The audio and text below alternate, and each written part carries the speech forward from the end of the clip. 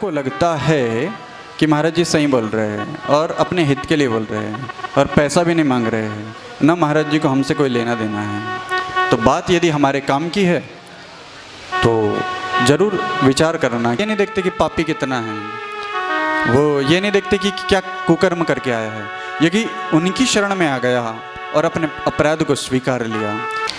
आज भगवान भोलेनाथ के विवाह उत्सव की कथा देखिए। अभी तक जो बातें बतलाई आपको, हम किसी भी चीज़ के लिए आपसे जिद नहीं करेंगे, अच्छाई के लिए भी जिद नहीं करेंगे। अगर आपको लगता है कि महाराज जी सही बोल रहे हैं और अपने हित के लिए बोल रहे हैं और पैसा भी नहीं मांग रहे हैं, ना महाराज जी को हमसे कोई लेना देना है, तो बात यदि हमारे काम की है तो ज़रूर विचार करना कि क्या छोड़ना है बुराइयों को, गुटखा, तंबाकू, मांस, अंडा, शराब, गंदी नीयत।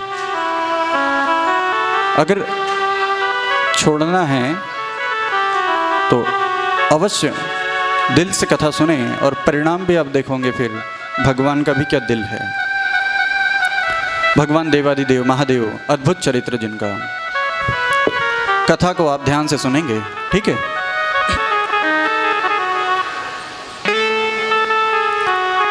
भगवान भोलेनाथ नाम से ही समझ में आता है, भोले, जो बहुत भोले भाले हैं। अर्थात जब भी भक्त उनके शरण में आता है तो वो ये नहीं देखते कि पापी कितना है, वो ये नहीं देखते कि क्या कुकर्म करके आया है, ये कि उनकी शरण में आ गया और अपने अपराध को स्वीकार लिया और भगवान से बोल दिया, भगवान भूल हुई या भूल नहीं हुई, मैंने जानबूझ के किया, लेकिन भगवान अब मैं नहीं करूँगा। तो ज़्यादा देखते नहीं फिर वो उसका हिसाब किताब, क्षमा कर देते भगवान। उनका नाम ही है भोले, तो भोलेनाथ है। लेकिन कोई हठिया हो जाए, जिद्दी हो जाए, अर्थात सठिया जाए, जो काम में अंधा हो जाए, क्रोध में आकर के अत्याचार करे, हिंसा करे, अपनी पत्नी को पीटे या घर में लड़ाई झगड़े क्लेश करे, तो भगवान भोलेनाथ को रुद्र बनने में भी समय नहीं लगता। उनका नाम भोले है तो साथ में रुद्र भी है। वो शंकर है, शमन करने वाले, दुखों का नाश करने वाले। तो वो प्रलयंकर भी है, केवल दुखों का भी नाश नहीं करेंगे, वो हमारे जीवन में ही हमारा ही संहार कर डालेंगे। वो भस्म लगाते हैं, जटा है, न जाने कब से जटा धुली नहीं है। भस्म मरे हुए व्यक्ति की राख, चिता की, उससे श्रृंगार कर रहे हैं। सर्प लपटा हुआ है गले में, हाथ में त्रिशूल है, मुंडों की माला है, मुंडों की माला, डमरू है और बाघ की खाल का वस्त्र कटी में धारण किया हुआ है। ऐसा कुरूप सा उनका रूप है, लेकिन वही सत्यम शिवम सुंदरम भी है। तो जो भोले हैं वो रुद्र भी बन जाते, क्रोध उन्हें दिलाना ठीक नहीं। इसलिए भगवान शंकर अद्वितीय है, अनुपम है।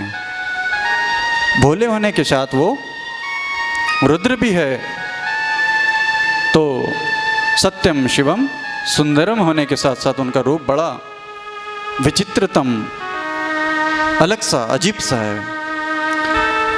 वो निराकार भी है तो वो साकार भी है। निराकार रूप में अदृश्य, अव्यक्त, सर्वव्यापक, विभु, परमात्मा, परब्रह्म, जो इन नेत्रों से नहीं दिखता, वो निराकार स्वरूप भी भगवान शंकर है। तो साकार रूप में भी उनके रूप की व्याख्या की गई है।